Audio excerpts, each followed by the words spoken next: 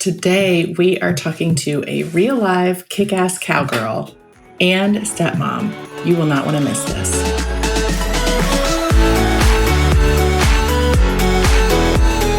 I'm Cameron. I spent years building my career and creating a life I loved. And when my Prince Charming finally showed up, he had 4 kids in tow. Fast forward through lots of mistakes made and lessons learned, step family life was much more complicated than I realized. If you're looking for help with blended family life, you're in the right place. Welcome to the Stepmom Diaries, where we keep it real as we dish about all the things. This is your weekly dose of blended family inspiration and encouragement. You're not the wicked stepmother, so let me help you find your fairy tale ending. Come on, let's do this.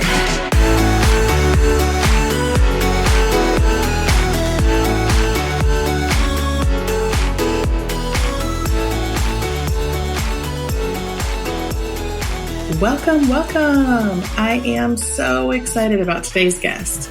She happens to be a family friend of my husband Craig's and has become a good friend and mentor of mine. She also happens to be a stepmom and a pretty kick-ass one at that. Gay Gaddis is an entrepreneur, author, artist, and trailblazer. She is the founder of T3, the largest women-owned independent advertising agency in the U.S., which she led for over 30 years. She is a popular speaker on women's leadership, company culture, and entrepreneurship. And she wrote the book Cowgirl Power, How to Kick Ass in Business and Life, which I will link to in the show notes because it is definitely worth a read. She is a contributor to Forbes and recently founded and launched the Women Who Mean Business, a women's development program that she co-teaches at the McCombs School of Business at the University of Texas. Gay has received numerous awards, including the 2022 Distinguished Alumni Award by the University of Texas, 2021 Hall of Fame Award by the McCombs School of Business, the Liz Carpenter Lifetime Achievement Award, Fast Company's Top 25 Women Business Builders, Inc. Magazine's Top 10 Entrepreneurs of the Year, and C200's Luminary Award for Entrepreneurial Excellence.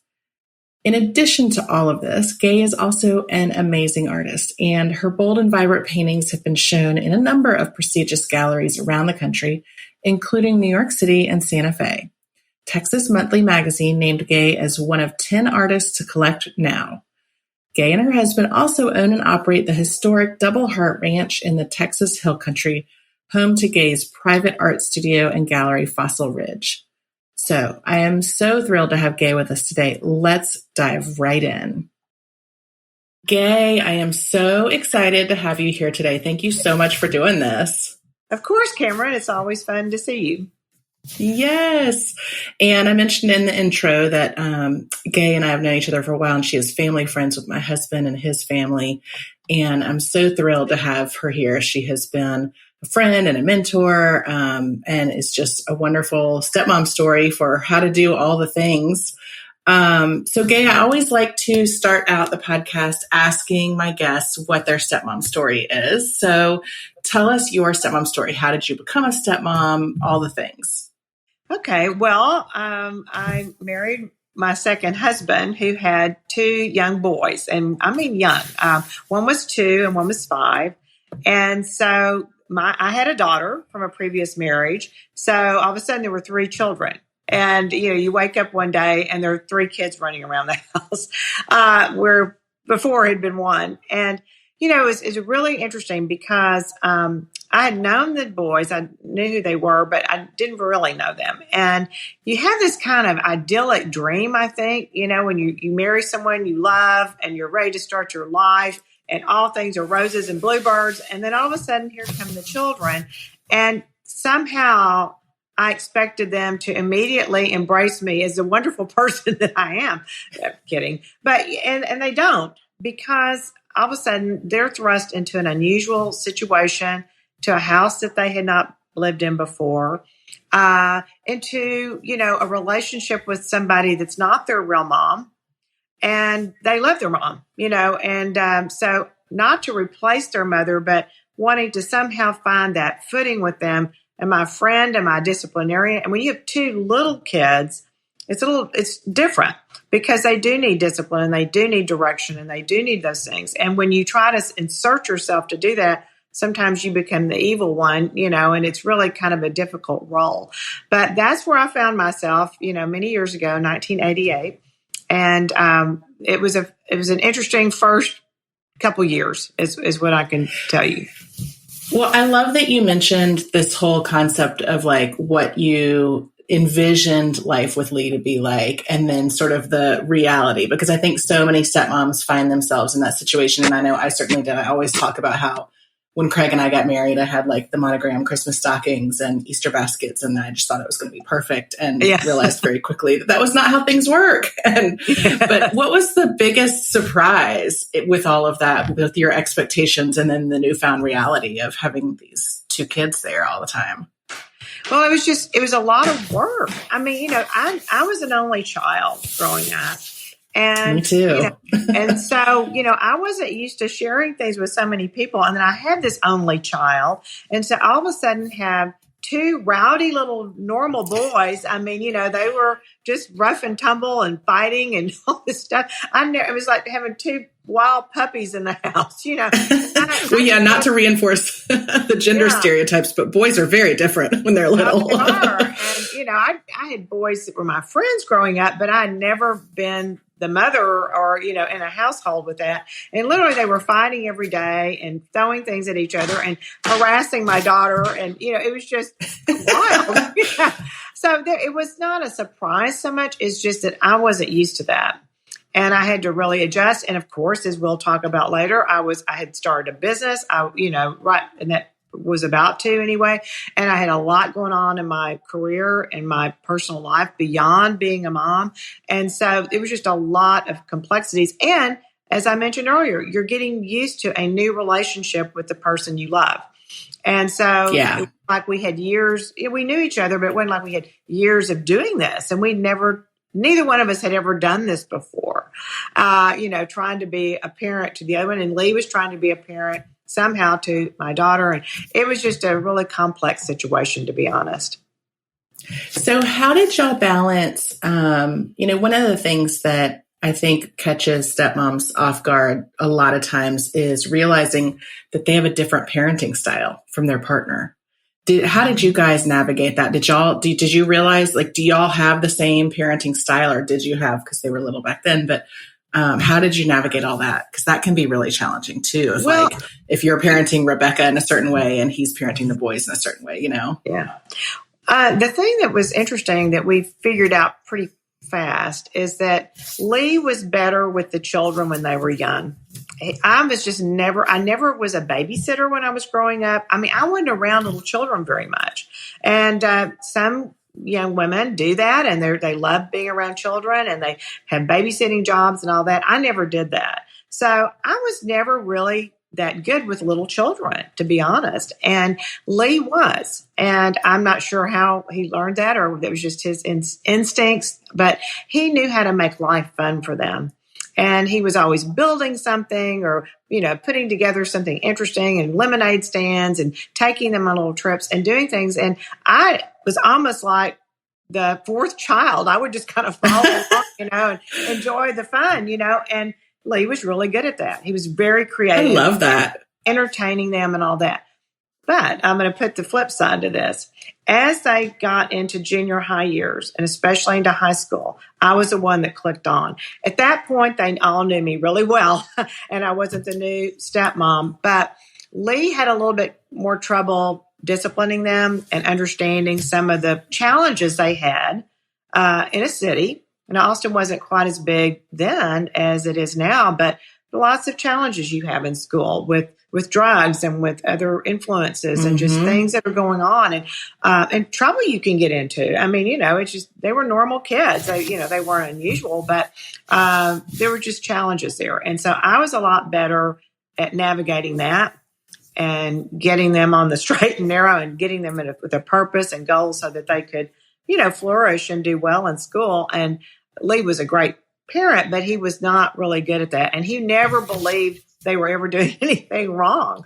And I would have to say, oh, yes. Yeah, I know that they've done this. And I would show him proof of things that were going on. finally he would be shocked, oh, how could they be doing that? So maybe it's because of my childhood, and I was always a trickster and into things. And so I just knew what they might do. You knew what to look for. Did.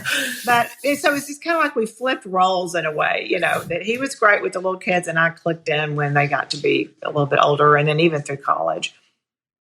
But I love that you've mentioned that, because that sort of, that underscores something that we talk a lot about with stepmoms, which is that, especially in the first few years, stepmoms should not be the disciplinarians, that they really need to let their partners handle that until they've established a solid bond with the kids. What I hear you saying is that, like, by the time they were in middle school and high school, you had that bond with them. So they were willing to accept discipline from you in a way that when they were real little, they may not have been, and been like, who's this lady? She's not my mom, Yeah. And actually they did complain if I disciplined them at all when they were little. And it was big outcry, that I had no right to do that. And, so it was, but some, like I said, they were really little. They were young, and they needed very much to be disciplined sometimes. And, when you were just there, you had to do some things. But at the same time, you're right. As they grew older, I was able to help them reason through some things that they needed to take a clear picture on. And it just came, I don't know, that was just my role. And you're right. They trusted me more then. They had seen me in action. They knew who I was. And actually, they would come and confide in me about things that they wouldn't tell their dad. And I had to help them through a lot. And that gives you such a valuable role in their life, right? I mean, and that's what I think as stepmoms, we have such an opportunity, it can be a real slog, but it is an opportunity to really play a great role in these kids' lives. So let's talk a little bit about balance, because you have had an amazing career and continue to have an amazing career, to include starting what became the largest female-owned advertising agency in the country, which is amazing, and a best-selling book, and, a phenomenal artist selling, your work in galleries across the world. You've been a mentor to so many women, including me, and now my stepdaughter, Eloise, who is at the University of Texas in Austin and close to you. And we just love that y'all get together while you're down there. But that's a lot to balance with a new step family. How did you do it? Is it even possible to get that balance, Well, I've always said in everything, there's really no balance. Sometimes you're all in at one thing and all in at the other thing. And you just everyone has to understand that you can't be just perfectly, well, I'm going to spend this much time every day with the children and this much time at work. It doesn't work like that, because demands of your career and for me, building a business and managing that was monumental. And there were days where I had to be gone.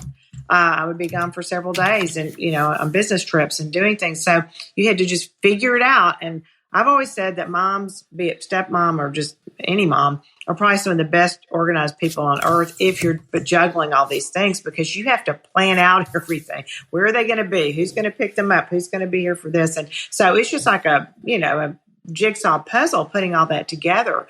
But it was hard. And I won't say it wasn't hard. And a lot of times I felt like I was missing out on some things for them, but they all benefited in the end. And one of the things I say in my book, and that I'm a real big believer in, is that you don't separate work from family. And when I was home and like around the dinner table, we talked about what was going on at the office, not in great detail. And it's that when they were younger, you wouldn't want to put things in their minds that they didn't need to worry about. But we always tried to kind of explain to them the interesting things we were doing. And then we'd ask them, of course, what are you doing at school and what's going on? It would just be a dialogue around it. And so they knew what I was doing, and I wasn't just gone just to be gone. I was really working, and I had clients and I had staff and people that they got to come to the office, and they knew the people, they knew where we were every day. And so it wasn't like just separate, okay, now we go home, we try to be good parents, and then we run over here and do the work thing. So it was all, to me, just one inextricably linked life. It was all one thing. And you tried to blend everybody in and out of as much of it as you could so that they would understand. I love that, because it does give them a window into your world. And we did that too, but in sort of an unconscious way. Like, I didn't realize that we were even doing it. And, now the kids will ask me something about, work, and I'm like, oh, you did know what we were talking about, I think it's great. No, and it helps them, I think, form their career options and some things that they like or don't like about maybe your choices. And so to give them that visibility into what it's like to be a working parent and what it takes every day to get up and make money and do things. And, we would be excited and we'd say, gosh, we won this piece of business. And so hopefully we're going to make a nice profit on that. And maybe we'll all go on a nice trip this year. I could relate my work back to how it benefited them. And they got, they totally appreciate it, especially the older they got. That's great. And Gay mentioned her book, and I want to put a little plug in here. It's called Cowgirl Power, How to Kick Ass in Business and Life. And I will put a link to that in the show notes. It's fantastic. And it has guidance on all sorts of things. It's not stepmom life related, but it is life related. So it's really a wonderful life lesson and going into her background in Texas. And it's fantastic. So I'll put a link in the show notes for you to go and snag that. Well, so talking about balance, let's talk a little bit about self-care, because it's a big buzzword these days. I think, people talk about it, but, it's sort of an amorphous thing. And we already know that women have, by and large, the majority of the mental load in a family. But I've been thinking a lot lately about what that means for a step family and the mental load that stepmoms bear, because I feel like, and obviously I'm biased being a stepmom and you probably are too, but I feel like our mental load is a little different than a first family's mom's mental load, but I think maybe even a little bit more. That can get really complicated. I mean, what has self-care meant to you, and how do you, with all of these balancing and competing priorities, how have you made sure that you have taken care of yourself? I'm not sure I always did a very good job with that. There just wasn't enough time in the day. And there were years that I didn't really exercise. I was running around all the time, and I was certainly active, but I didn't take the time away to do certain things. Like I didn't go off and get manicures, and I didn't go off and go to yoga class. I just didn't, because by the time I got through with all the work I had to do and everything to keep up with my company, I felt guilty, to be honest. I mean, why would I go off for an hour when I got home to do that when I needed to be with the kids and with my husband? And so it was just, I pushed myself aside a lot. And I don't know that I ever resented it, but I knew I was doing it. And I knew I wasn't always taking care. Now, the one thing I did do, I'm a big extrovert, if you can't tell. And extroverts need to be around people and doing things. And so socially, I was pretty active. And I did a lot of volunteer and all that stuff. But it was a way to kind of bring my family into it. And, we did a lot of things socially together. And so that helped me a lot, to have that social outlets and be involved in things in the community. And so for me, that was kind of a self-care, but it's not what we typically think of as self-care. But I know now that was really important to me, that I was around a lot of interesting people and able to, exert my extroverted personality into almost everything.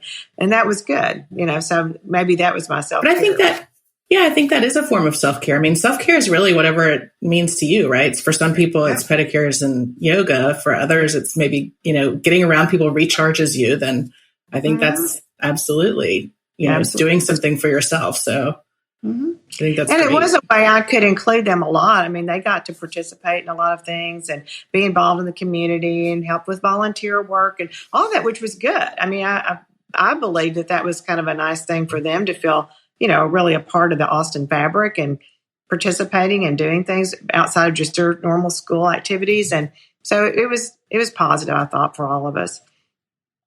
I love that. What do you see the challenges now? I mean, I think, you have had, your experience has run the gamut because you did start out with stepkids at a small age and, have seen the challenges evolve, right? Like challenges with teens, as you alluded to, are very different than challenges with 2 and 4-year-olds. Yeah. How has that evolved? And what are you seeing, are the challenges for grown stepkids, because we are seeing an enormous number of, they call them gray blended families where, obviously this is not you, but, you have couples that are getting married in their 70s and 80s and have adult stepkids, but you have seen the challenges evolve. I guess, what are the biggest differences that you're seeing now compared to when the kids were little? Well, and again, I don't really have that firsthand experience, like you said, because my children were all little. And the blessing of our kids was that they were real close to the same age. So they were like 5, 3, and 2 when we got together. So activities that we planned, and I told you Lee was really good at that, all made sense because they were in that same sphere of age. They were interested in the same types of things. If you'd had someone who was 20 and a 2-year-old, I mean, that's like two different things. And it would really, I think that would be extremely challenging, or even a 30-year-old or whatever, you find yourself in. And as you age with these step children, really, because how do you divide your time when you have that big of a delta in age? And so it was easier in a way because all our kids wanted to do a lot of the same things, and they were kind of in the same school, and they were kind of, so it wasn't like, here to here. So I would find it probably interesting and maybe totally different if you had adult children, because they would maybe relate to you right off the bat in a different way. They're more mature. They have experience in life. And unless they really dislike you for some reason, or there's some reason that something's happened to tarnish that relationship, hopefully they would be able to at least relate to you as an adult. And that would be a little bit more of a, maybe, I don't know, it's easier, but you're just in a different place. Little children don't know how to do that, and it's really difficult. And they're angry sometimes because all of a sudden their life got thrown apart. When the children are older, in their 20s, 30s, or have their own families or whatever, it may not be, easy, but they might also think of their parents now as, well, I'm glad they found someone to spend time with that they enjoy. They can understand that. When you're a child, you're thinking, oh, my world got screwed up, and I don't have my 2 parents at home, and they always hope they get back together. I mean, I think that's a common denominator of almost every. They want them back together. Somehow can we, and I think they sometimes will try to sabotage these new relationships to say, if I can blow this apart, maybe my parents will get back together. As you age and get older, and maybe even your former spouse is deceased or not even there anymore. And then these older steps, would think, oh, well, good. Well, I'm so glad, that my mom has a companion for the rest of her life that she loves. And, it can almost take the pressure off the children, because then that parent has a new life to live and not so dependent, on their relationship with them. So there's a lot of dynamics there, but it's just different. It's just so different. And I don't know exactly what it's like because I've never done that. But as your kids and as Rebecca and your stepsons have gotten older and they're all now adults, what are the challenges that have come up since they've been adults? Or has it been more smooth sailing? It feels more blended, more like, you're all part of the same team. Well, the good thing, like I said, is they grew up together and they love each other. They're not blood relatives, but the 2 boys are, but they care about each other. And the thing that Lee and I really worked on, as we kind of amassed some wealth and moving forward in life, is we were trying to be very equitable with the 3 children in that way. Now, they were all different. They all had different interests, but we tried to feed the interests that was important to them. And I think they all knew that. And we all tried to treat them very fairly from a financial standpoint too. And so that helps, because I think the biggest problem is when you have children who feel like somebody outdid them or got more or something, and it creates a jealousy and angst between them. So we've really tried to always kind of treat them as fairly as possible, and always we can. Oh, that's great. That's great. Well, if you had to go back and do it all over again, or, if you're talking to a brand new stepmom, what would your biggest piece of advice for them be? and just conjure up all the patience that you can get, because honestly, it's really takes incredible patience to deal with this. You want to move things along, and I'm a doer, and I like to fix things and get things done and move on. I'm not really good when I can't. I don't want to say that I'm a control freak or something, because I'm not that. But I see a problem or an opportunity, and I move on it, I fix it, and we move on. When you get in a situation where you cannot possibly do that, you can't push things any faster. You can't push the fix button the way you want to. You've got to let certain things work themselves out. And so that is frustrating for people who are, get it done, doers, fixers, we in life who feel like we are problem solvers, and you just can't solve some of this. And it's frustrating. It's difficult. So patience. Yes. If you just let things kind of take their course and try to do the right thing. I mean, you do the best you can, and you try to love the children, and you try to give them everything you can, but they're not always going to respond. And you have to be aware of that too, that you may not get the love back or the appreciation that you want, because they don't have it to give at that point.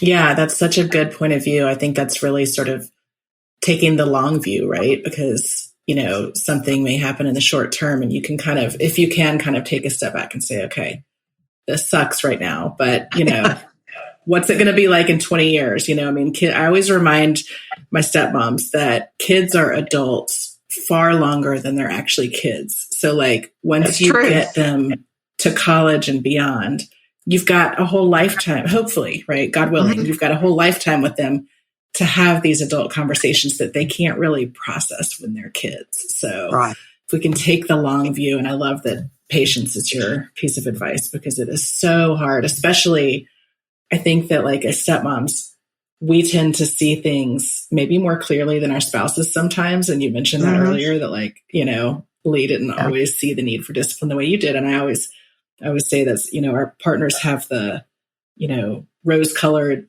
love lenses on when they look at their kids, and stepmoms can see it more objectively, right? But, having the patience to deal with all that as it comes is really key. But it's hard, right? It's really hard. Well, I mean, there's a lot of things that just aren't easy in life, but there would always be the little good nuggets here and there. So that's what would get you through. There'd be the joy or something fun that we all did, or the laughter, or or just some fun little things that would kind of keep you going. Even though sometimes it was rough and not easy, but there were always the good points along the way. I love that. Look for the good nuggets. That's a great note to end on. Thank you so much, Gay. This was so fun, and love having you on. Appreciate all that you do. And I think you're a great model for stepmoms everywhere. Well, thank you, Cameron. And I appreciate you inviting me. And hopefully this will help some of the women out there who are navigating these challenges.